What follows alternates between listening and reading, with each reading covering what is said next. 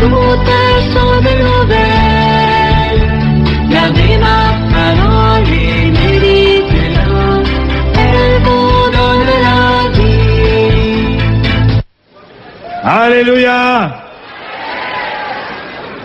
Bien-aimés, nous allons continuer ce parcours à la fois d'expérience mais aussi d'approfondissement de notre expérience de la foi dans le Saint-Esprit. Je voudrais méditer avec vous sur un très grand et un très très beau mystère. Je voudrais méditer avec vous le mystère de Marie, épouse du Saint-Esprit.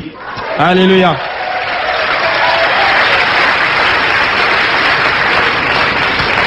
Je ne l'aurais pas fait il y a quelques années si j'étais resté pentecôtiste évangélique de la pure espèce, parce que pour moi les catholiques étaient à la fois des idolâtres, des papolâtres et des mariolâtres. Et j'ai cru longtemps, mais je crois qu'il n'y a pas plus sourd que celui qui ne veut pas entendre. J'ai cru longtemps en fait que la piété mariale ou le mystère de Marie dans le plan du salut était un rajout tardif de l'Église catholique. Et j'ai été quelqu'un de très très sévère et de très très dur. J'ai chassé les esprits de Marie et je me repens publiquement de ce péché. Je demande pardon au Seigneur et à sa mère. J'ai cru longtemps qu'elle était un obstacle au plan du salut de Dieu dans nos vies. Mais très curieusement, je suis venu à Marie par Jésus. Comme j'en parlais ce matin avec un frère de ma communauté, c'est vraiment Jésus qui m'a révélé sa mère. Et bien aimé, l'année dernière, ici, en ce lieu, Carlos Payan nous disait ceci, et j'ai été très très édifié par à la fois son ouverture, mais aussi son témoignage fraternel. Un homme qui cherche la vérité, qui croit dans la vérité, qui vit de la vérité parce qu'il appartient à la vérité. Il disait, il n'y a pas plus grande joie que l'on puisse faire à une maman, parlant de la Vierge, que de parler de son fils. Et bien aimé, je crois que le réajustement qu'il nous faut avoir dans notre piété mariale, c'est de ne jamais oublier que justement la Vierge n'est pas le terminus ad quem, comme on dit en latin. La Vierge n'est pas le terminus vers lequel nous allons. Justement, la Vierge nous donne le Fils, le Sauveur du monde, Jésus, l'unique médiateur entre Dieu et les hommes. Comme dit l'Écriture dans 1 Timothée, chapitre 2, verset 5, nous allons y revenir. Mais, bien-aimés, lorsque nous rencontrons Jésus, nous le rencontrons comme Seigneur Sauveur de nos vies. Nous le rencontrons aussi comme dit l'Écriture dans Romains, chapitre 8, verset 29, l'aîné d'une multitude de frères. Il y a des chrétiens dans le coin? Et ce frère-là, ce grand frère, nous a révélé que nous avons un Père dans les cieux, Matthieu 6, 9 et suivant, et il nous a révélé sa mère. Et c'est de cette révélation que je voudrais parler, cette révélation dont l'Église a eu l'intelligence tout au long des siècles. Alors il y en a qui peuvent accuser l'Église en disant, mais oui, dans l'Écriture, les dogmes ne figurent pas très clairement. Ces fameux dogmes mariaux, ces dogmes concernant la Vierge Marie, il n'y a aucune trace scripturaire. Ce que vous dites est une pure invention des traditions des hommes. Il n'y a aucune trace. Mais je voudrais ce matin que nous regardions l'Écriture. Vous savez comment j'enseigne, bien-aimés? Je voudrais pas vous tromper, je voudrais pas en rajouter. Je voudrais justement que nous regardions l'Écriture et que nous réalisions, bien-aimés, qu'il n'y a aucun dogme marial qui ne soit fondé bibliquement. Simplement, il faut que nous nous mettions d'accord sur quelques affaires au point de départ. Jésus dit dans l'évangile de Jean, chapitre 16, versets 12 à 13, il dit, « J'ai encore beaucoup de choses à vous dire que vous ne pouvez pas porter maintenant à ses disciples, que vous ne pouvez pas comprendre à présent. Mais quand il viendra, lui, l'Esprit de vérité, il vous conduira dans la vérité tout entière. » Ça veut dire quoi, bien-aimé? Ça veut dire que c'est progressivement que le Christ a révélé les mystères du royaume de Dieu aux chrétiens, et les dogmes de la foi catholique ne sont là que comme révélation progressive des vérités de la foi. Si Jésus n'a pas tout dit au point de départ, Jésus a cependant confié ce dépôt sacré de la foi à l'Église, qui en dispose et qui nous donne l'intelligence des mystères de Dieu. L'Église est, comme dit l'apôtre Paul, dans 1 Timothée chapitre 3 verset 5, la maison de Dieu, colonne et support de la vérité. Alléluia! Bien-aimé, celui qui a donné l'Écriture, celui qui nous a donné l'Écriture, l'auteur de la parole de Dieu, est celui aussi qui a institué l'Église. Bien-aimé, je voudrais que vous puissiez comprendre que l'écriture n'est pas un Coran qui est tombé du ciel. La parole de Dieu telle que nous l'avons maintenant, cette Bible-là, qui n'a pas été collectionnée, fabriquée au XVIe siècle, cette Bible-là est un don de Dieu qui nous a été fait par l'Église. Et dans l'Église, le même qui a donné l'écriture est le même qui a institué l'Église. Et c'est l'Église qui nous donne l'écriture. Je veux dire, bien-aimés, ce livre-là, il ne s'est pas fabriqué tout seul. Ce livre a été canonisé par l'Église. Ça veut dire, il a été reconnu comme parole inspirée et authentique par l'Église. Je ne peux pas dire, j'écoute la parole de Dieu et je refuse l'Église qui est colonne et support de la vérité. Parce que c'est elle qui me donne la parole de Dieu. C'est trop facile de penser que la Bible est une sorte de livre autosuffisant qui serait descendu comme ça du ciel, Deus ex machina, et que ça, c'est tout d'un coup au milieu de nous, et on se dit, quand l'Écriture déclare, il n'y a qu'un seul médiateur entre Dieu et les hommes. Mais qui vous a dit qu'il n'y avait pas un seul médiateur entre Dieu et les hommes? C'est pas parce qu'il y a un seul médiateur entre Dieu et les hommes que moi, je ne suis pas médiation de la grâce de Dieu pour mes frères. Qu'est-ce que je suis en train de faire ces jours-ci? Quand je prêche l'évangile, qu'est-ce qui se passe? Je suis aussi médiateur. Vous savez pourquoi? On nous l'a très bien expliqué. Notre frère Roger nous l'a très bien expliqué. Nous sommes le corps du Christ. Dites-moi. Ça voudrait dire quoi? Ça veut dire que tous ici, nous sommes membres du corps du Christ et seule la Mère de Dieu, la Vierge Marie, ne serait pas membre de ce corps. Et qu'est-ce qui a donné ce corps à Jésus? Il y a des chrétiens dans le coin? Bien-aimés, vous et moi, nous ne serions pas là ce matin si cette petite fille de Nazareth n'avait pas dit oui au plan de Dieu. Aucun protestant de la terre ne serait chrétien aujourd'hui si cette femme n'avait pas dit oui à Dieu.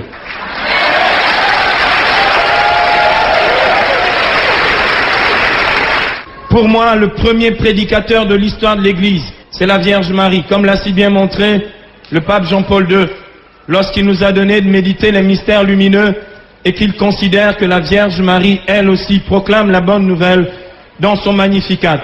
Et chacune des paroles qui sortent de sa bouche ne sont que l'écriture réellement vécue dans sa vie. Et lorsque Jésus dit, qui est ma mère, ceux qui gardent la parole de Dieu et la mettent en pratique, eh bien, il confesse publiquement, Jésus, que Marie est vraiment sa mère, parce qu'elle écoute la parole de Dieu et la met en pratique. D'ailleurs, Dieu a honoré sa servante, qui a obéi à sa parole. Élisabeth le reconnaît dans Luc 1,45 lorsqu'elle dit « Bienheureuse celle qui a cru, car tout ce qui lui a été dit de la part du Seigneur s'accomplira. » Amen. Et bien aimés, je voudrais que nous puissions ce matin plonger un peu plus dans ce mystère, que nous n'en restons pas à la superficie des guerres de clochers, puis il n'y a pas de guerre à faire. Je veux dire, on n'a pas à se disputer sur la Vierge. On l'accueille comme sa mère, ou on ne l'accueille pas. Mais il n'y a pas de motif, il n'y a pas de raison de se faire la guerre à cause de la Vierge Marie. Amen. Alléluia. Bien-aimés, la Bible déclare dans Galates, au chapitre 4, versets 4 à 6, « Quand vint la plénitude des temps, Dieu envoya son propre Fils, né de la femme, né sujet de la loi, pour affranchir les sujets de la loi et nous conférer l'adoption filiale. Et la preuve que vous êtes fils, c'est que le Père a répandu dans nos cœurs l'esprit de son Fils qui crie « Abba, Père ». Et bien aimé, il y a un lien. Il y a un lien entre l'incarnation du Verbe, sa venue dans le monde comme Seigneur et Sauveur du monde, Seigneur et Sauveur personnel de nos vies, la médiation de cette femme par laquelle il est venu au monde, et le mystère de notre propre adoption filiale qui passe par la médiation de cette femme, sans laquelle le Verbe de Dieu ne se serait pas fait chair. Et bien aimé, je ne peux pas réécrire l'histoire du salut. Je ne peux pas faire comme si cela n'existait pas. Je ne peux pas faire et mettre un blackout complet sur ce moment précis de l'histoire du salut qui fait que vous et moi, aujourd'hui, nous sommes rachetés. Il est absolument impossible de réécrire l'histoire du salut. On ne peut pas refaire ce que Dieu a voulu faire de cette façon-là. Et bien aimé, si j'accueille Dieu dans ma vie, je dois accueillir Dieu avec ses projets tels qu'il veut les réaliser et tels qu'il les a réalisés. Dieu a voulu sauver le monde par la médiation de cette femme. Et bien aimé, dans la plénitude des temps, et nous y sommes, Dieu a envoyé son propre Fils né de la femme. La Bible déclare dans Jean chapitre 1er, verset 14, « Et le Verbe s'est fait chair et il a habité parmi nous. Et nous avons contemplé sa gloire, cette gloire qu'il tient de son Père, comme Fils unique plein de grâce et de vérité. Ce Verbe de Dieu plein de gloire et de vérité, celui qui nous a donné la grâce de Dieu, celui qui est l'auteur de la grâce, nous est venu et nous a été donné au monde par celle que je peux considérer comme la médiatrice de toute grâce, parce qu'elle est devenue à ce moment-là la médiation de la grâce de Dieu pour chacun d'entre nous. C'est par elle, bien-aimés, que l'auteur de la grâce, le Christ Jésus notre Seigneur, est venu et est entré dans le monde. Amen. J'aimerais bien changer ça, mais je n'y peux rien. J'aimerais bien qu'il en soit autrement, comme ça. Au moins je ferais content mes frères pentecôtistes, évangéliques et protestants. Je n'y peux rien. Amen. Et bien aimé, le problème, la difficulté, et moi j'ai été ce chrétien-là. La difficulté, c'est que beaucoup de chrétiens, et même les catholiques, même une certaine piété mariale, est selon moi trop idéologique. Il y a beaucoup de chrétiens qui d'ailleurs prennent aussi des positions contre les vérités de la foi de façon idéologique. Je parlais il n'y a pas très longtemps, il y a quelques mois, avec un ami à moi qui est pasteur évangélique. On est d'accord sur quasiment tous les points de la foi chrétienne. Et lorsque nous nous sommes mis à parler de la Vierge Marie, et c'est lui qui a commencé, il m'a cherché, il m'a trouvé. Lorsque nous sommes arrivés à ce point-là, mon cher ami, et pourtant je lui parlais très simplement, selon l'Écriture, de la maternité divine de Marie. J'ai dit, mais c'est biblique? Il me dit non. Je dis si. J'ai dit, tu n'as pas lu dans Luc au chapitre 1er verset 43. C'est un simple verset, mais il contient absolument tout. L'Écriture dit ceci à propos de la maternité divine de Marie, comme nous allons le voir tout de suite, qui est aussi la maternité universelle de Marie. J'ai jamais vu une maman engendrer une tête sans les autres membres du corps. Il y a des chrétiens dans le coin. Puisque l'Écriture déclare dans Colossiens 1,18 que le Christ est la tête du corps, c'est-à-dire l'Église.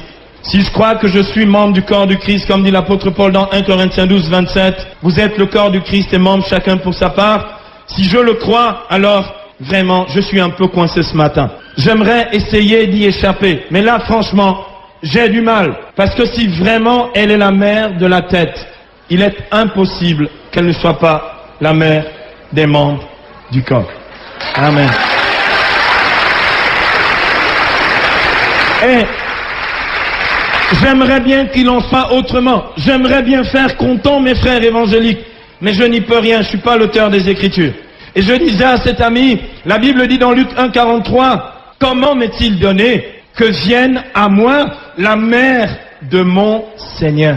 Elle n'est pas dit, comment m'est-il donné que vienne à moi cette dame-là de Galilée, la mère de mon Seigneur? Et bien aimé, écoutez, pour ceux qui ont un tout petit peu étudié les Écritures, quand je dis Seigneur, en grec, c'est Kurios, mais en hébreu, c'est Adonai. C'est un nom divin. C'est le titre de Dieu. C'est la manière dont les Juifs concrètement nomment Dieu. Parce qu'il est l'innommé. Il est le Saint, béni soit-il. Je ne peux pas prononcer son nom. Je peux simplement dire qu'il est Seigneur. Et je reconnais Jésus comme, dit justement Philippiens 2,11, comme le Seigneur à la gloire de Dieu le Père. Et quand je dis que Marie est la mère de mon Seigneur, je confesse sa maternité divine. J'y peux rien. J'aimerais qu'il en soit autrement, mais j'y peux rien. J'aimerais faire content mes frères évangéliques, mais franchement, je suis pas l'auteur des Écritures. Il y a des chrétiens dans le coin? Et puis on est parti en discussion en live pendant 1 heure en train d'essayer de racoler les morceaux. Je lui ai dit, pendant très très longtemps, j'ai lu le texte des noces de Cana et j'y comprenais rien. Je croyais avoir compris. Eh bien aimé, je sais qu'on y entre, dans ce mystère, on n'y entre que par révélation divine et par une véritable attitude d'humilité spirituelle. L'humilité spirituelle par rapport au mystère de Marie est la seule chose qui puisse nous libérer de toutes les formes d'idéologie sur ce mystère de la femme, de la nouvelle Ève, de la mère du Seigneur et Sauveur et notre mère. Amen. Je voudrais que maintenant nous puissions voir en 3 parties comment est-ce que l'Écriture nous enseigne sur le mystère de Marie. J'aimerais prendre 3 moments clés, 3 moments importants qui sont dans les Écritures. Le premier moment que nous allons voir maintenant, c'est l'annonciation ou la Pentecôte de Marie. Nous allons nous rendre compte, bien-aimés, c'est la première qui a fait l'expérience du baptême du Saint-Esprit, et c'est elle, vraiment l'épouse du Saint-Esprit, qui peut nous enseigner ce qu'est la docilité au Saint-Esprit, ce qu'est l'écoute du Saint-Esprit, ce qu'est l'obéissance au Saint-Esprit, ce qu'est la fidélité à la parole de Dieu. Écoutez, franchement, je crois vraiment que la première pentecôtiste, c'est la Sainte Vierge. Alléluia!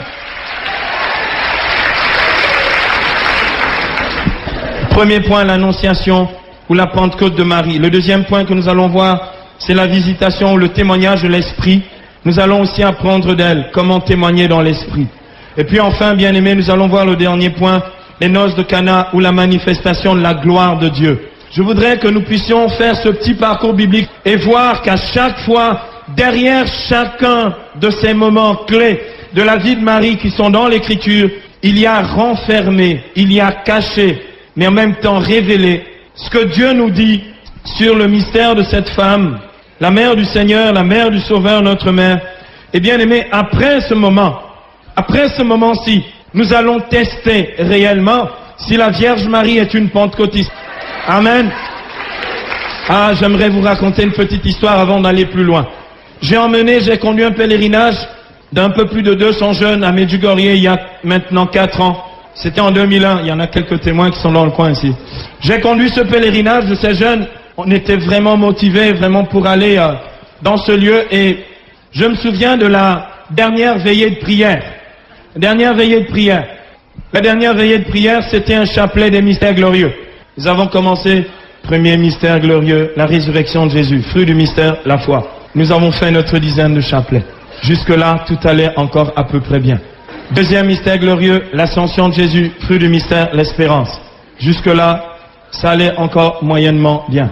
Troisième mystère glorieux, la Pentecôte, fruit du mystère, l'effusion du Saint-Esprit. Là, tout n'allait plus très très bien. Parce qu'il y a eu une telle libération de la puissance de Dieu, on n'a jamais fini ce chapelet. Alléluia! On va vérifier dans un instant. Écoutez, c'est du pratico-pratique. Vous n'êtes pas obligé d'ajouter foi à ce que je dis ici. Mais c'est tant pis pour vous parce que c'est l'Écriture. Si j'avais dit, acclamons la parole de Dieu, vous auriez dit, louange à toi Seigneur. Vous faites comme vous voulez. La Bible déclare dans Romains au chapitre 1er verset 16 que l'évangile est puissance de Dieu pour le salut de tout homme qui croit. Si tu n'y crois pas, il n'y a pas de puissance. Si tu crois, il y a de la puissance. Amen. Et bien aimé, il y a certains passages ici, l'annonciation, la visitation, les noces de Cana. J'aimerais bien faire disparaître ça de la Bible et comme ça on serait tranquille. Mais je ne sais pas comment on fait pour faire disparaître ça de la Bible. Amen. Eh bien, plongeons dans le mystère. L'annonciation, la Pentecôte de Marie. Bien aimé, dans le mystère, l'annonciation de Marie, on vérifie un certain nombre de choses. L'ange dit à Marie dans Luc 1, 28, « Tu peux être dans la joie de Dieu parce que tu es comblé de la grâce de Dieu. » Je voudrais qu'on fasse un petit arrêt sur image. Vous et moi, nous aspirons à une plénitude de vie dans le Saint-Esprit. Et la Bible dit, dans Éphésiens 5, 18, « Cherchez dans l'Esprit Saint votre plénitude. » Excusez-moi, mais cette plénitude-là, la Vierge l'a. Vous et moi, nous ne l'avons pas toujours. Elle l'a, et c'est Dieu lui-même par son ange qui le déclare à Marie. Tu es comblé de grâce. S'il y a un archétype, un modèle, où je peux contempler un être plein du Saint-Esprit, Luc 1, 28, eh ben c'est elle. Eh ben c'est elle. Elle est comblée de la grâce de Dieu. Elle est remplie du Saint-Esprit. La Pentecôte de Marie survient parce que Marie pose une question à l'ange. Lorsque l'ange lui fait une grande déclaration d'amour en lui disant, l'ange lui dit, tu vois, tu as trouvé grâce auprès de Dieu. Tu vas concevoir et enfanter un fils. Tu lui donneras le nom de Jésus. Il sera grand. Il sera appelé Fils de Dieu. Ton fils sera le Fils de Dieu. C'est curieux, une femme. Comment ça se fait? Il sera appelé Fils de Dieu. Le Seigneur Dieu lui donnera le trône de David, son père. Il régnera sur la maison de Jacob pour des siècles. Et son règne n'aura pas de fin. Marie dit, c'est super. Comment cela sera-t-il puisque je ne connais pas d'homme? Et là, l'ange lui donne le secret de toute fécondité spirituelle. Et bien aimé, attention, et même de toute fécondité naturelle. L'Esprit Saint viendra sur toi. Luc 1, 35. et la puissance du Très-Haut te prendra sous son ombre. C'est pourquoi celui qui naîtra de toi sera saint et sera appelé fils de Dieu. Bien-aimés, excusez-moi, dans les assemblées charismatiques, toutes les fois que l'on dit « Seigneur Saint-Esprit, étends ton ombre au milieu de nous », il y a des guérisons qui se produisent, il y a des miracles qui se produisent. Il n'y a pas plus loin qu'il y a 15 jours, une dame vient me trouver pour me dire « Frère Silouane, est-ce que tu te souviens une fois, nous avions prié pour la guérison. Moi j'étais stérile, incapable de concevoir. Ça faisait 3 ans et demi que j'étais marié. C'était impossible pour moi d'avoir des enfants. Nous avons prié dans l'Esprit Saint, la puissance de Dieu est venue en moi. Regarde, tu vois, mon ventre a poussé un tout petit peu. Alléluia.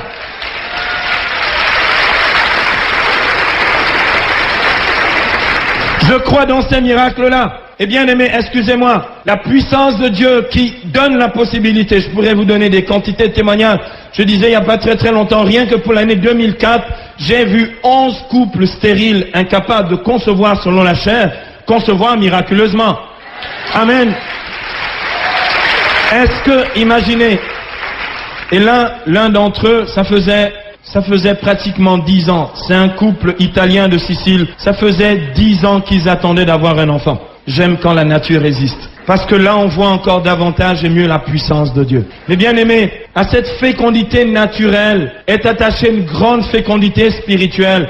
Cette fécondité spirituelle ne peut pas venir simplement de nos bonnes œuvres et de nos pratiques. Si elle est spirituelle, elle ne peut venir que de l'esprit. Et la fécondité spirituelle de la vie de Marie, comme la fécondité spirituelle de nos vies, ne peut venir que d'une vie authentique dans le Saint-Esprit. Alléluia. Parce que c'est l'Esprit qui nous fait porter du fruit, comme dit Galates chapitre 5 verset 22. C'est l'Esprit qui nous fait porter du fruit. Et les fruits de la grâce de Dieu en nous ne peuvent être que des fruits spirituels. Et la Vierge Marie, nous pouvons contempler ces fruits de la grâce de Dieu dans la vie de Marie. La douceur, l'humilité, la patience, la longanimité, la miséricorde, la maîtrise de soi, la serviabilité, comme nous allons le voir dans le deuxième point, puisqu'elle va rendre service à sa cousine Élisabeth dans le mystère de la visitation. Et tous les autres fruits de l'esprit, la joie, voyez-le dans le Magnificat, la joie, l'amour, la paix. Elle est même Regina Pacis. Elle est la reine de la paix. Alléluia. Et bien aimés, excusez-moi, mais j'aimerais bien que nous puissions aller le plus loin possible ce matin dans ce mystère. Ce mystère de la Pentecôte de Marie, ce mystère de l'Annonciation, de quoi il nous parle profondément? Il nous parle d'un des dogmes les plus contestés de Marie, qu'est le dogme de l'Immaculée Conception. J'aimerais vous poser une question. Lorsque l'Écriture dit dans Éphésiens 1,4 que le projet éternel de Dieu pour vous et moi, c'est qu'il nous a tous élus dès avant la fondation du monde pour être saints et immaculés en sa présence dans l'amour, déterminant par avance que vous et moi, nous serions pour lui des fils adoptifs par Jésus-Christ. Dites-moi, Dieu a décrété de toute éternité que ce projet-là concernait toutes les créatures, sauf la Vierge Marie. Et si ce projet de Dieu, qui est un plan de Dieu, se réalise de façon, on va dire, de façon exemplaire dans un être, n'est-ce pas le dessein de Dieu de nous le révéler et de nous faire comprendre qu'un être humain peut être immaculisé? Est-ce que ce que Dieu a fait dans un modèle, celle que nous appelons la nouvelle Ève, la femme, celle de Galates 4.4, et celle qui dans Jean 19, verset 27, est encore appelée par son fils, femme, voici ton fils, la nouvelle Ève, la mère des vivants, pensez-vous que ce projet-là concernerait toute l'humanité sauf elle?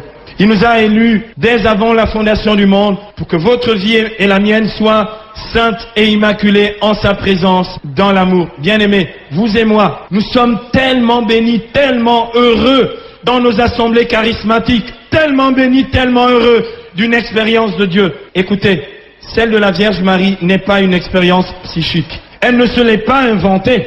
La Vierge Marie n'a pas dit « Je vais essayer un tout petit peu d'attirer le Saint-Esprit. Je vais essayer de contempler les anges. » Il y a des chrétiens dans le coin? Et son expérience du Saint-Esprit n'est pas restée une expérience superficielle du Saint-Esprit. Son expérience spirituelle du Saint-Esprit a été une expérience féconde, d'où sa grande sainteté. Et bien aimé, lorsqu'il est dit « Tu es comblé de la grâce de Dieu », ça veut dire aucune des grâces de Dieu ne lui manque. Et la première d'entre elles, c'est ce projet, ce premier projet de Dieu, ce projet éternel de Dieu, de nous voir saints et immaculée en sa présence dans l'amour. Dans l'Ancien Testament, dans le livre du Cantique des Cantiques, ce dessein de Dieu se manifeste aussi dans les paroles du bien-aimé à l'épouse du Cantique des Cantiques, dans Cantique au chapitre 4, verset 7, où il est dit ceci: « Tu es toute belle, ma bien-aimée, et sans tache aucune. » Ça veut dire concrètement dans le texte, tu es immaculée. J'aime à croire et à voir dans l'Écriture. Lorsque Marie dit dans Luc 1,48, il a jeté les yeux sur son humble servante. J'aime entendre ce Cantique 4,7 qui dit, et c'est les yeux de Dieu posés sur elle. Tu es toute belle, ma bien-aimée, et sans tache aucune. Dieu reconnaît en Marie cette grâce qu'il lui accorde, non pas à cause de ses mérites, ces grâces qu'il lui accorde à cause des mérites de la passion, de la mort et de la résurrection de Jésus. Ces grâces qu'il accorde par avance, parce que dans le mystère de Dieu, il n'y a pas de temps. Dieu sauve aussi bien ceux qui viennent après Jésus, après le mystère pascal, que ceux qui viennent avant Jésus, avant le mystère pascal. Et bien aimé, la Vierge Marie, vous savez ce qui se passe ici? Quand on se met à parler d'elle, l'enfer se déchaîne. Alléluia.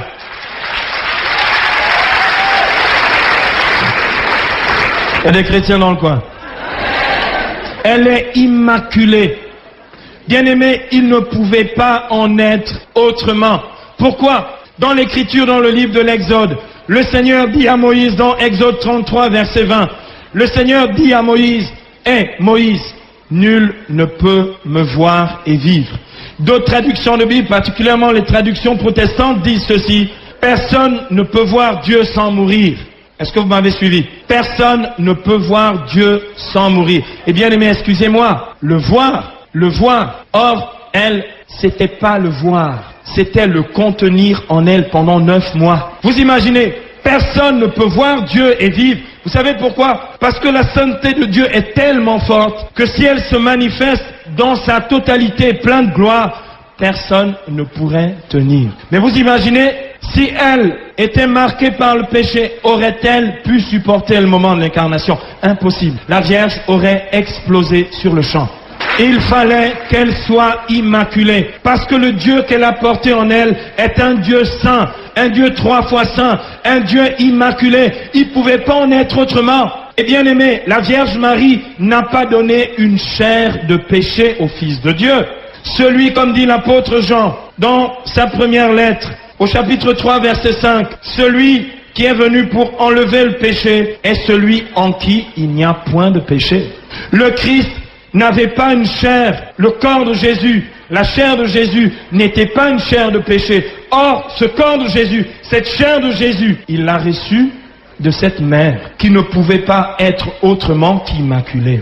Tel est bien, comme dit l'auteur de la lettre aux Hébreux dans Hébreux au chapitre 7, verset 26. Oui, tel est précisément le grand prêtre qu'il nous fallait, saint, innocent, immaculé, désormais séparé des pécheurs, élevé au plus haut des cieux. Jésus est ce grand prêtre saint, innocent et immaculé. Il a reçu sa chair, son corps, sa vie d'homme d'une mère sainte et immaculée. Il n'y a aucune contradiction dans le plan de Dieu, parce que tel est le projet éternel de Dieu pour tout homme.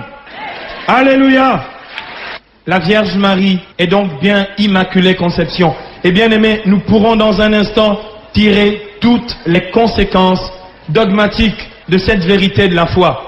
Immaculée conception, ça veut dire qu'en elle, il n'y a point de péché. Immaculée conception, ça veut dire que la Vierge Marie ne connaît pas le salaire du péché. La Bible dit dans Romains 6, 23, le salaire du péché, c'est la mort. Mais le don gratuit de Dieu, c'est la vie éternelle dans le Christ Jésus. Comment, si elle était immaculée conception, pouvait-elle mourir? J'ouvre la brèche sur l'Assomption de Marie.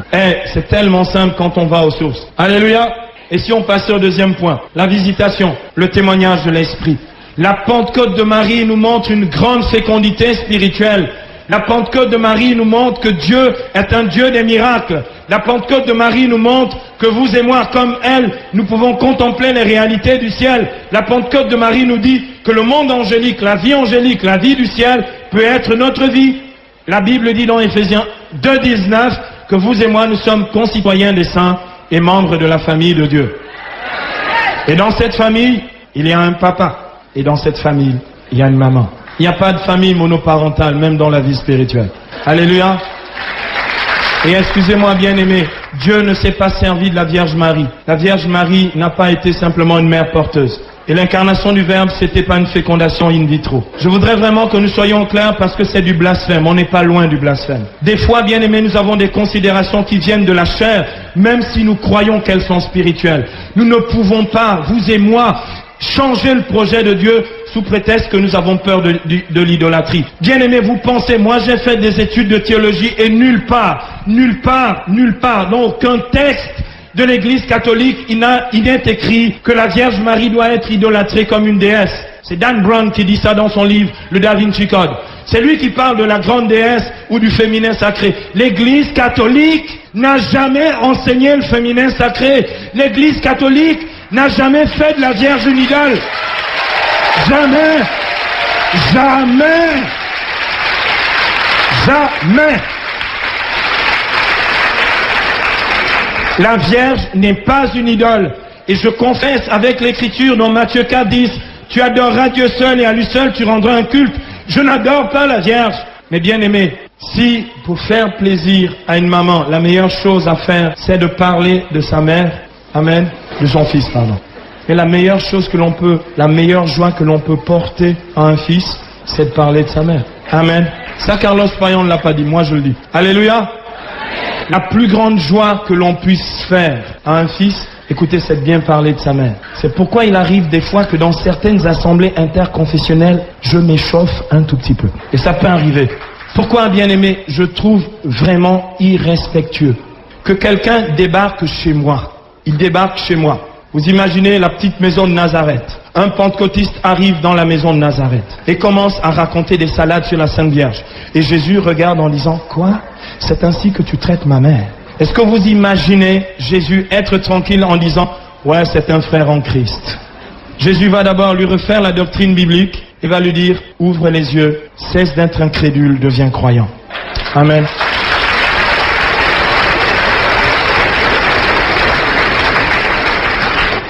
Deuxième point, la visitation.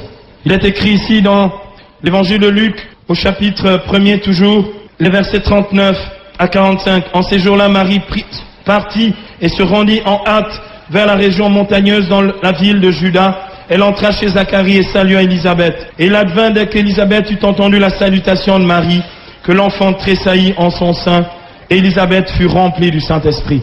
Curieux. L'idole des cathos communique le Saint-Esprit. Bizarre. Comment ça se fait? C'est ça le problème qui est intriguant, justement.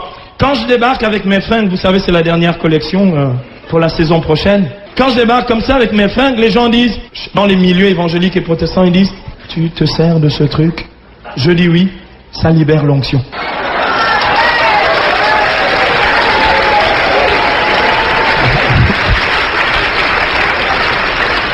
Ils me disent, mais comment tu fais? Je dis, je fais. Et je le fais même très très bien. Si la Vierge n'est pas dans le plan de Dieu, Dieu ne peut pas servir d'elle. Si elle est hors du plan de Dieu, c'est impossible de communiquer l'Esprit. Et justement, c'est ça qui intrigue. Mais il y a des fortes onctions chez vous les catholiques? Yes. Il y a même des miracles? Oh yes. Et vous priez en plus le chapelet? Absolument, mon frère. Et comment vous faites? Eh bien, on le fait. Et ça marche? Oh, mais absolument, puisqu'il y a des miracles. Alléluia.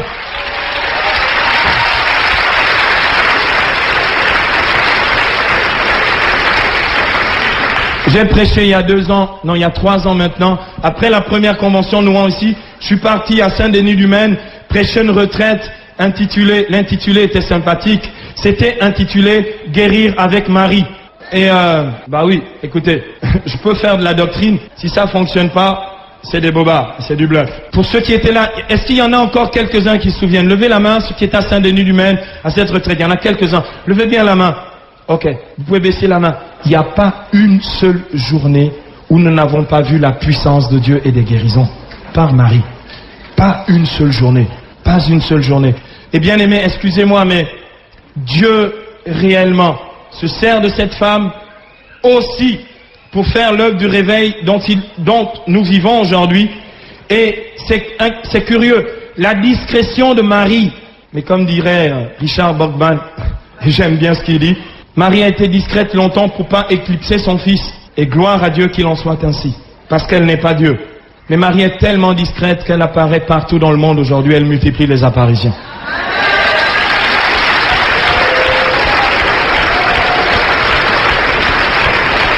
Alléluia. J'aime beaucoup ça. Il y en a qui disent, ouais, phénomène démoniaque. Au nom de Jésus, Marie, tu peux partir. Puis elle dit, si tu veux, je reviens quand tu veux aussi.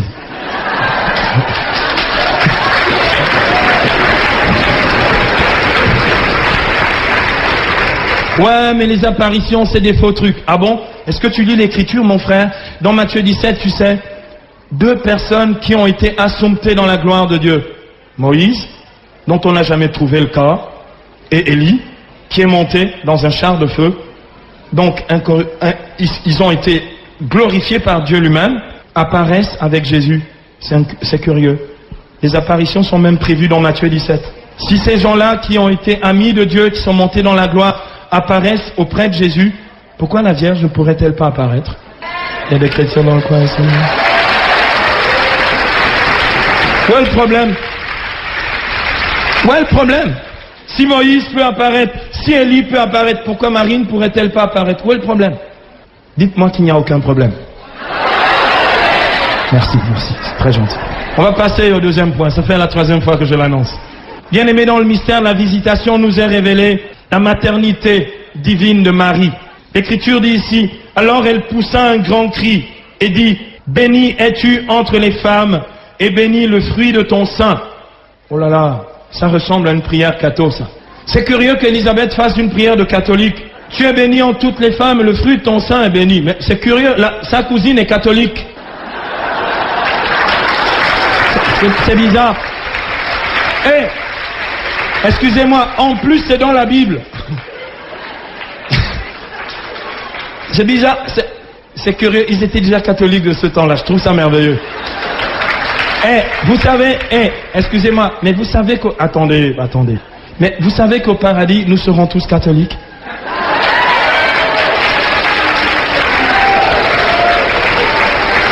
Je vais mieux m'expliquer.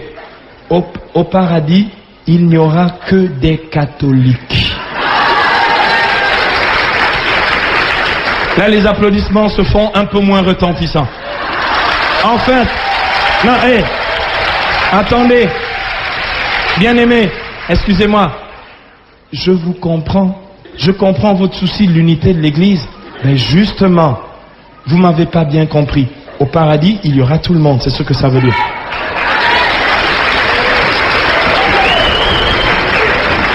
Alléluia. J'ai pas dit qu'au paradis, il n'y aura que des catholiques romains, les latins pratiquants que nous sommes. J'ai dit, il n'y aura que des catholiques. Le Christ, comme dit Jean, chapitre 11, verset 52, est venu pour rassembler dans l'unité tous les enfants de Dieu dispersés. Et ce projet de Dieu s'accomplira parfaitement avec la parousie de Jésus. Et au ciel, il y aura la totalité. Donc au ciel, ce sera catholique. Alléluia. Vous n'êtes pas obligé d'y croire, mais ce sera comme ça. Car vois-tu, dès l'instant où ta salutation a frappé mes oreilles, l'enfant a tressailli d'allégresse en mon sein. Jean-Baptiste ne pouvait plus tenir en place. Le gars, il pétait complètement les plombs dans le sein maternel. Il avait tout d'un coup improvisé une assemblée de prière, 4e vague dans le sein d'Élisabeth.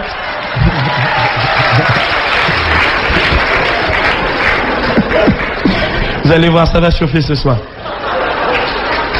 Oui, bienheureuse celle qui a cru.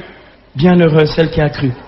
En l'accomplissement de ce qui lui a été dit de la part du Seigneur. Bien-aimé, justement, ce passage de l'Écriture nous parle de la maternité divine de Marie. L'Écriture est très très claire sur la maternité divine de Marie. Ce passage de Luc 1, 43 qui nous dit qu'elle est la mère du Seigneur, nous parle clairement de sa maternité divine. Alors, un petit point de doctrine chrétienne, pour être très clair. Nulle part dans l'Écriture et dans la doctrine chrétienne, il est dit que Marie est la mère du Père. Amen. Nulle part il est dit qu'elle est la mère de l'Esprit. Ok? Elle est la mère du Fils. Elle est la mère du Fils. En qui, comme dit Colossiens chapitre 2 verset 9, habite corporellement la plénitude de la divinité. Si ce Fils est réellement Dieu, celui en qui, dans la chair, habite pleinement la divinité, je ne peux pas ne pas dire qu'elle est la mère du Fils de Dieu. Donc, si elle est la mère du Fils de Dieu, le Fils est de même nature que le Père, nous dit Hébreux chapitre 1, versets 2 à 3. Jésus est le resplendissement de la gloire du Père et il est l'icône de sa propre substance, de sa propre nature. Il est Dieu né de Dieu. Il est Dieu engendré du Père. Et bien aimé, excusez-moi, si il est Dieu, éternellement Dieu, même dans la chair, même incarné, la mère de ce Dieu-là, le Fils, mérite le titre de mère de Dieu.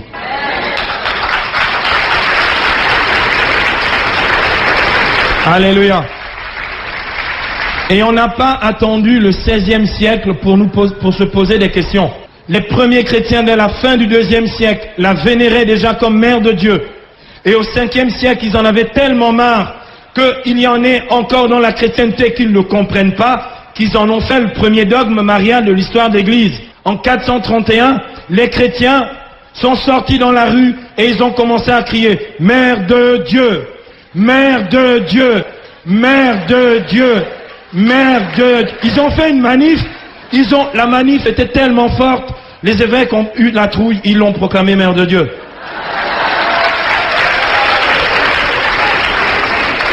Le peuple bien-aimé reconnaît en Marie de Nazareth la mère du Seigneur, la mère de Dieu.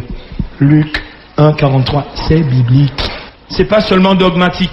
Le dogme vient après. La révélation précède le dogme. Le dogme est une intelligence approfondie de la révélation. Mais le dogme ne se substitue pas à la révélation. C'est Dieu qui donne cette intelligence à l'Église. C'est l'Esprit, comme dit Jean, chapitre 16, verset 13, qui conduit dans la vérité tout entière. Alléluia. Mais bien aimé, il y en a qui disent, ouais, mais il y a un truc qui marche pas. Il y a un truc qui marche pas. Parce que justement, l'Écriture nous dit que, et ça, les catholiques sont pas très très clairs, semble-t-il, sur cette question-là. L'Écriture a l'air de nous dire que la Vierge Marie aurait eu quelques autres enfants. Ça se peut bien. Pourquoi ils le disent? Pour invalider une autre vérité scripturaire. C'est la virginité perpétuelle de Marie. Le dogme nous dit ceci, que la Vierge Marie est restée vierge. Avant, pendant, c'est le pendant et après qui est gênant. Le prophète Isaïe, dans Isaïe 7, 14, annonce que la Vierge concevra et enfantera un fils. Curieux. Il aurait pu dire une femme qui aime Dieu. Il dit la Vierge. L'Écriture, lorsque Saint Luc écrit ce passage d'Écriture, c'est-à-dire après l'an 50, après Jésus, Saint Luc continue à dire, en parlant de cette femme, ici dans Luc au chapitre 1er, au verset 27, il continue à dire, et le nom de la Vierge était Marie. Il aurait pu dire, et le nom de cette femme, de cette mère. Pourquoi l'Écriture insiste-t-il pour dire et pour défendre que cette femme qui va concevoir miraculeusement et qui va donc aussi enfanter miraculeusement, parce qu'on est dans l'ordre du miracle, bien-aimé, le Fils de Dieu est resté vierge. Sa maternité est surprenante. Elle est restée vierge. Donc cette maternité qui est surprenante ne peut être rangée que du côté d'une maternité miraculeuse. La conception et l'enfantement étaient miraculeux. Je voudrais prendre deux exemples bibliques pour nous aider à comprendre que pour Dieu, c'est pas un problème et Dieu n'est pas incapable de faire ce genre de choses. C'est-à-dire manifester quelque chose de réel sans rien corrompre au passage. Exode 3, le buisson ardent. Il brûlait sans consumer. Et les pères de l'Église ont toujours voulu reconnaître et voir en Marie, dans le mystère de sa virginité perpétuelle, ont toujours voulu y voir comme un buisson ardent. Dieu est tellement bon. Dieu ne viole personne et Dieu ne détruit rien dans nos vies. Dieu vient dans nos vies pour nous reconstruire. Excusez-moi, je vais employer un terme un peu cru. Dieu n'aurait pas pu violer Marie si Dieu ne peut pas violer ta liberté. Il y a des chrétiens dans le coin?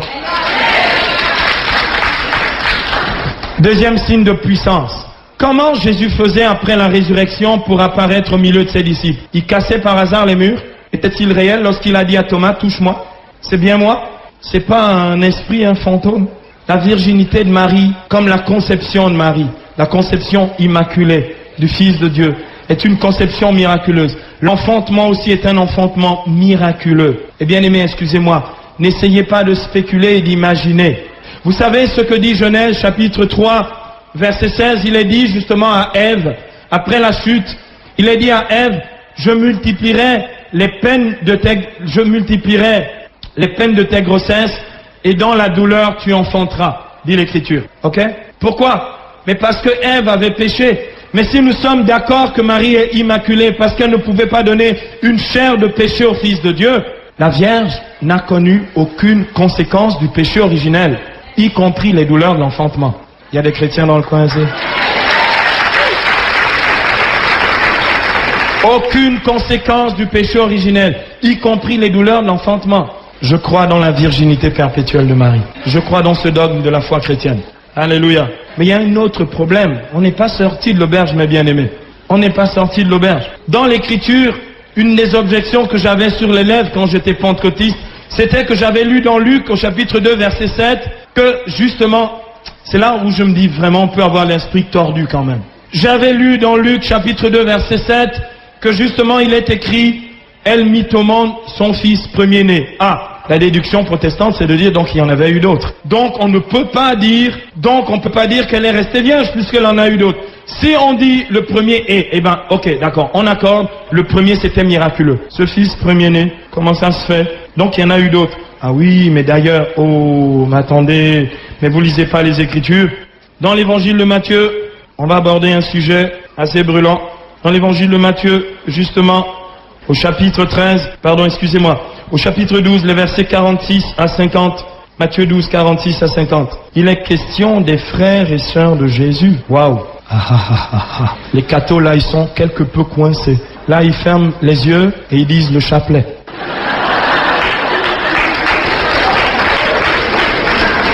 Parce que le pire de l'évangile de Matthieu, c'est qu'il y a même des noms, frères et sœurs. Il y a des noms. Excusez-moi, il y a même des noms. Non, c'est pas dans Matthieu qu'il y a des noms, c'est chez Marc. On va le lire tout de suite. Il est écrit ceci, verset 49. Ah non, justement, quelqu'un arrive dans la foule et crie, voici que sa mère et ses frères se tenaient dehors, cherchant à lui parler. À celui qui l'en informait, Jésus répondit, qui est ma mère? Qui sont mes frères? Et tendant sa main vers ses disciples, il dit, voici ma mère, mes frères. Car quiconque fait la volonté de mon Père qui est aux cieux, celui-là met un frère, une sœur et une mère. Et en lisant les Écritures, justement, on se dit, on comprend pas bien. Qu'est-ce que Jésus veut bien dire par là? Parce que si Jésus nous dit que tout d'un coup, il a encore des frères, ce passage de l'Écriture, il est là en fait, comme un rebondissement pour aggraver la situation. Et bien aimé, lorsqu'il est question de ces frères de Jésus, de Matthieu chapitre 13, versets 54 à 55, d'où lui vient cette sagesse, dit quelqu'un dans l'assemblée, et ces miracles, celui-là n'est-il pas le fils du charpentier? N'a-t-il pas pour mère la nommée Marie? D'ailleurs, ce gars-là, il prêche en faveur de la maternité divine de Marie. N'a-t-il pas pour mère la dénommée Marie? Et pour frère? Ah oui, justement, c'est ce passage dont je parlais à l'instant, de Matthieu 13. N'a-t-il pas pour frère Jacques, Joseph, Simon et Jude? Et ses sœurs ne sont-elles pas toutes parmi nous? Alors là, vraiment, on est mal. Hein. En plus, il y a des noms. Là, on est carrément mal, parce qu'on se dit, mais c'est pas possible. En plus, il y a des noms. Elle mit au monde son fils premier-né. Il y en a eu d'autres. Leurs noms sont dans l'Écriture, Matthieu 13, 54 à 55. La preuve est là. Frère, as-tu lu correctement toutes les Écritures? Il est dit quelques chapitres plus loin.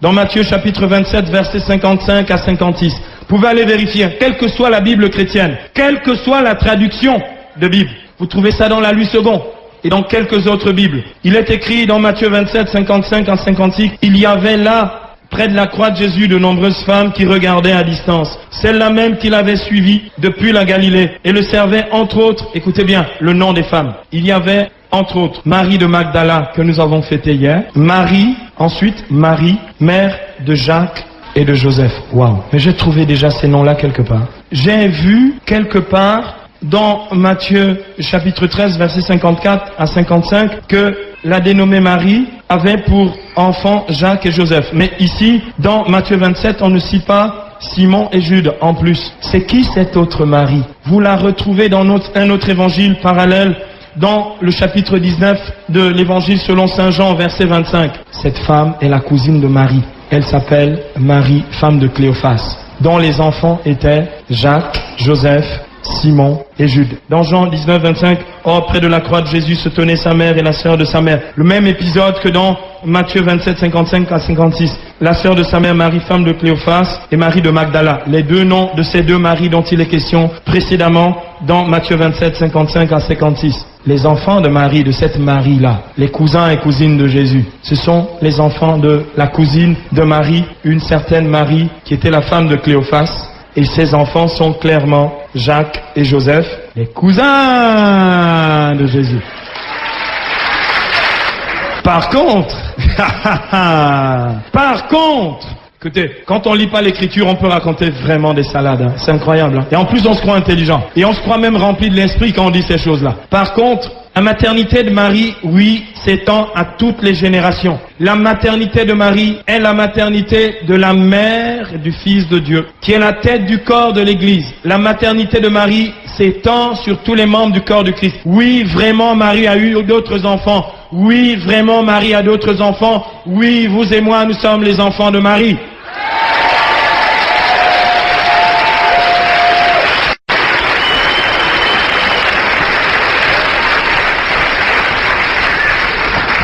Et comment ça se peut? Eh bien, ça se peut que Colossiens 1,18 a rendu un très mauvais service aux protestants. Jésus est vraiment la tête du corps, c'est-à-dire l'Église. Il est vraiment le principe, le premier-né. Le premier-né, comme dit Romains 8, 29, d'une multitude de frères. Il est vraiment le premier-né, dans le sens où il est vraiment le premier engendré d'une multitude de frères. Et bien aimé, ici, je pourrais, mais pendant très très longtemps, avec l'écriture à l'appui, mais il faut que je rentre dans mon timing, et il faut que l'on prie, il faut qu'elle démontre réellement qu'elle est la mère de Dieu en ce lieu, et qu'elle est notre mère en ce lieu. Bien aimé, je pourrais démontrer par des quantités de passages bibliques comment elle est la mère, mais je ne voudrais en prendre qu'un seul. Apocalypse, chapitre 12, versets 1 à 17. Un grand signe apparut dans le ciel. Une femme, enveloppée du soleil. Elle est dans la gloire. Vous voulez la gloire, bien-aimés? Et vous voulez la gloire, elle est la gloire.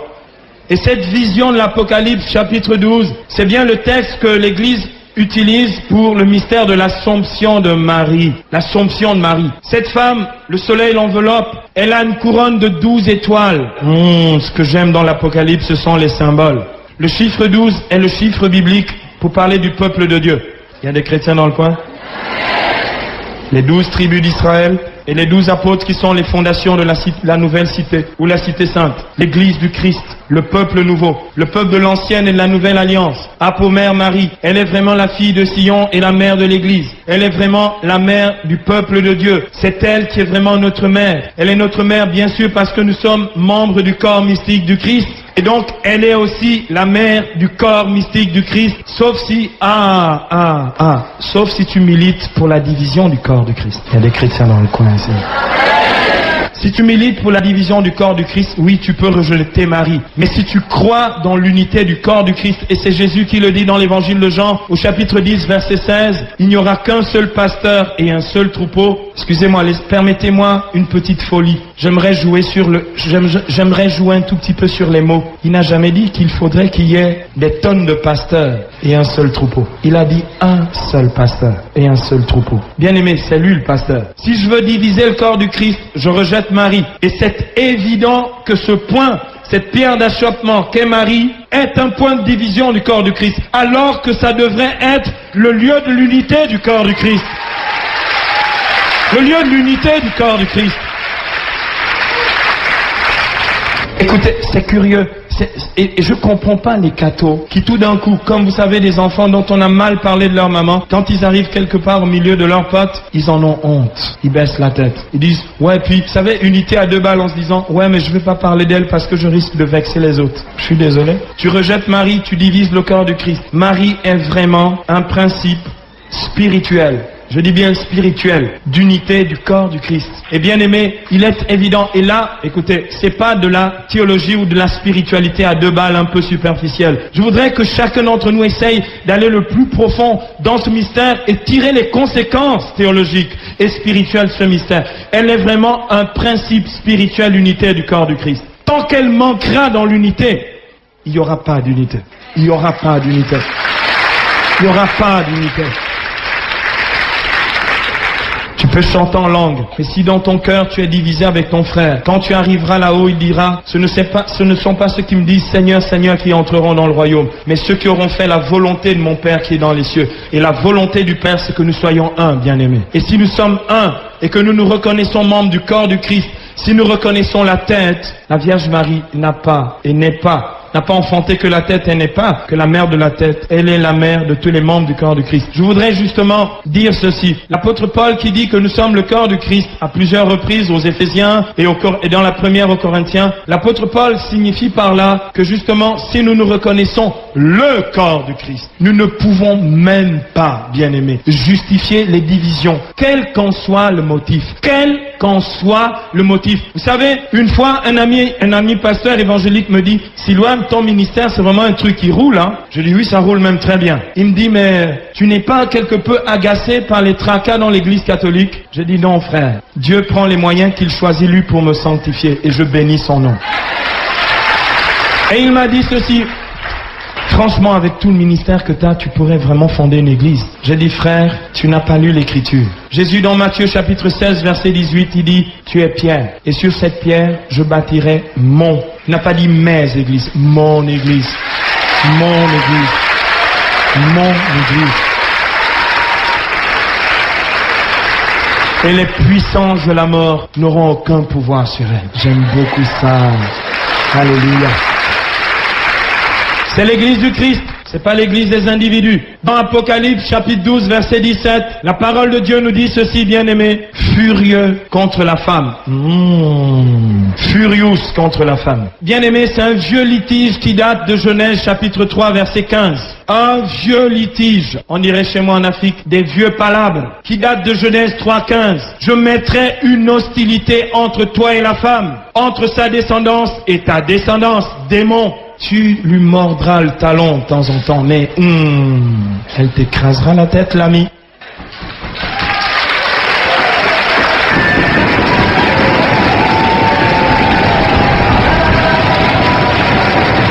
Alléluia.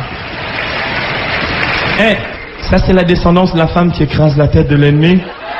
Waouh, gloire à Dieu. Le dragon qui n'a pas pu justement, le dragon qui n'a pas pu atteindre le Fils, s'est mis en guerre, dit l'Écriture dans Apocalypse 12, 17, contre le reste des enfants de la femme. Et c'est qui le reste des enfants de la femme? La Bible dit dans Apocalypse 12, 17, ceux qui gardent les commandements de Dieu et le témoignage de Jésus-Christ. Alors, dans toutes les églises chrétiennes, je pose la question aux chrétiens, qui ici garde les commandements de Dieu? Alors les protestants lèvent la main. Qui ici a le témoignage de Jésus? Les protestants lèvent la main. Je dis, alors vous êtes le reste des enfants de la femme? Alléluia. Ouais, mais tu sais, Silouane, lorsqu'il est question de la femme dans l'Apocalypse, il est question de l'Église. Ouais, mon gars, tu peux faire comme tu veux. Mais c'est curieux que cette femme-là de l'Apocalypse enfante un fils, un garçon, tout d'un coup, qui est le berger de toutes les nations. Vous en avez un autre berger? Qu'est-ce qu'il a dit dans Jean 10? Je suis le bon berger. Vous en connaissez un autre? Curieux. Salut, le reste des enfants de la femme, comment allez-vous?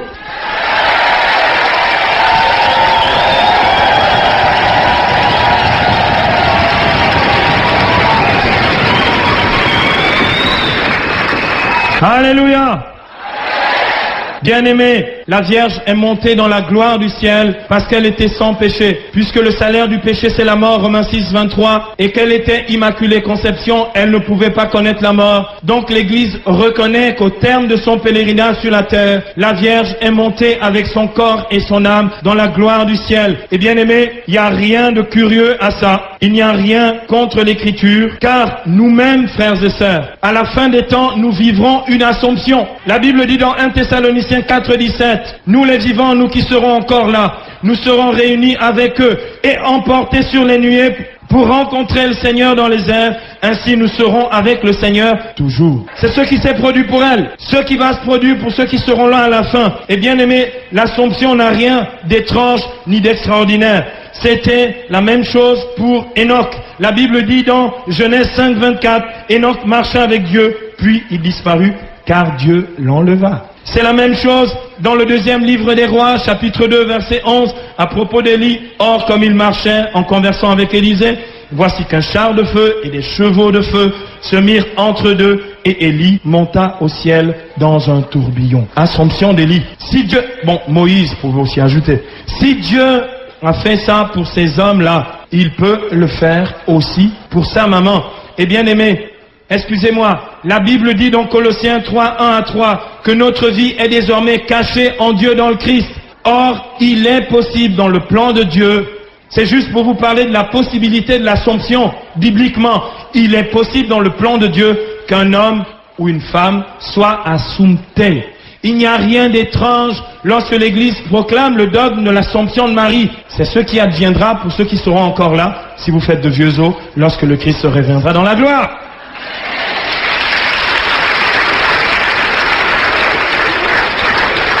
Accordez-moi encore 5 minutes. Enfin, donc, les noces de Cana, ou la manifestation de la gloire. Dieu a glorifié Marie en lui donnant la gloire qu'elle mérite comme mère de Dieu. Écoutez, au ciel, vous avez le roi des rois assis sur son trône. Vous avez le fils du roi, Jésus de Nazareth. Vous pensez vraiment que s'il y a le roi des rois, le Père éternel, le Fils bien-aimé du Père, il va dire, ok, la Vierge, tu m'as bien servi, tu n'étais qu'une mère porteuse, mais quand tu arrives au paradis, surtout, tiens-toi le plus loin possible de moi, parce que je n'ai rien à faire avec toi. C'est comme ça que quelques-uns interprètent les noces de Cana. Vous vous souvenez, moi je lisais comme ça quand j'étais protestant. Est-ce que vous vous souvenez, lorsqu'il n'y a plus de vin à Cana, et ce soir on va boire à gogo, et la Vierge va intercéder pour ça, lorsque dans les noces de Cana, je ne sais pas si vous vous souvenez, bien-aimés, il n'y a plus de vin, verset 3. Verset 4, Jean chapitre 2, verset 4, la mère de Jésus lui dit, ils n'ont plus de vin. Et là Jésus répond, femme, que me veux-tu, mon heure? Je vais vous dire comment, lorsque j'avais l'esprit tordu, j'interprétais. Avec mon esprit tordu, je disais, Jésus est en train simplement de dire, voyez, c'est la preuve qu'il n'a rien à faire avec elle. Jésus était, semble-t-il, en train de dire, mêle-toi de tes affaires, ne t'occupe pas. Qu'y a-t-il entre toi et moi? Mêle-toi de tes affaires. Jésus n'était pas en train de mépriser Marie, lui qui nous dit dans l'Écriture d'honorer notre Père et notre Mère. Il ne pouvait pas l'humilier publiquement et il n'était pas en train de le faire. Il n'était pas en train de l'écarter, de l'éjarter. Il était simplement en train de parler du moment de sa manifestation. J'ai prêché la Pentecôte l'année dernière avec le pasteur avec le pasteur Jean-Louis Jaillet à Saint-Ouen à Paris. Jean-Louis Jaillet a dit un truc assez intéressant, théologiquement juste. Jean-Louis Jaillet, il a beaucoup évolué dans sa prédication de ce point de vue-là. Il a dit, la Vierge Marie a enfanté 2 fois son fils. Je dis, c'est génial. La première fois pour le donner au monde et la deuxième fois à Cana de Galilée pour le pousser dans le ministère. Alléluia. Et c'est ce qui se passe ici. Lorsqu'il dit à sa mère, mon heure n'est pas encore venue, il lui dit, je ne peux pas commencer le ministère, j'ai pas encore le signal du Père. Et nous savons bien que quand il est question de l'heure de Jésus dans l'évangile de Jean, c'est l'heure de sa passion. Jean chapitre 13 verset 1. Quand l'heure fut venue de passer de ce monde à son Père, ayant aimé les siens qui étaient dans le monde, il les aima jusqu'au bout. Jean 17, 1. Père, l'heure est venue, glorifie ton Fils. Quand il est question de l'heure de Jésus, il est question de l'heure de sa manifestation dans la gloire. Et Jésus se manifeste glorieux à Cana. Jean chapitre 2 verset 11, il manifesta sa gloire et ses disciples crurent en lui. Je pose la question à tout chrétien, quelle qu'en soit la dénomination. Si elle n'était pas dans le plan de Dieu, comment ça se fait qu'il a fait le miracle? Comment ça se fait qu'il a fait le miracle? Comment ça se fait que si elle n'avait rien à voir avec le plan de Dieu, c'est fonctionné à Cana? Il y a des chrétiens dans le coin. Non, il y a quelque chose de beaucoup plus profond. Il est question ici, bien-aimé, il ne s'agit pas de mettre de côté Marie, il est question de mieux que ça. Il est question de la collaboration de Jésus et de Marie, ce que nous les catholiques nous appelons la médiation maternelle et universelle de Marie. Je vais vous expliquer ce que ça veut dire. En grec, dans le texte, Jésus dit ceci, et c'est difficile à traduire. La traduction que me veux-tu femme n'est pas selon moi la plus précise. En grec, c'est ti emoi kai soi. Ok, ceux qui ont le don d'interprétation des langues pouvaient interpréter. Ti emoi kai soi, ça veut dire qu'en est-il pour toi et pour moi, mon heure n'est pas encore venue. Ça veut dire quoi? Je traduis en français courant. Que pouvons-nous faire maintenant, maman? Mon heure n'est pas encore venue. Que pouvons-nous faire maintenant?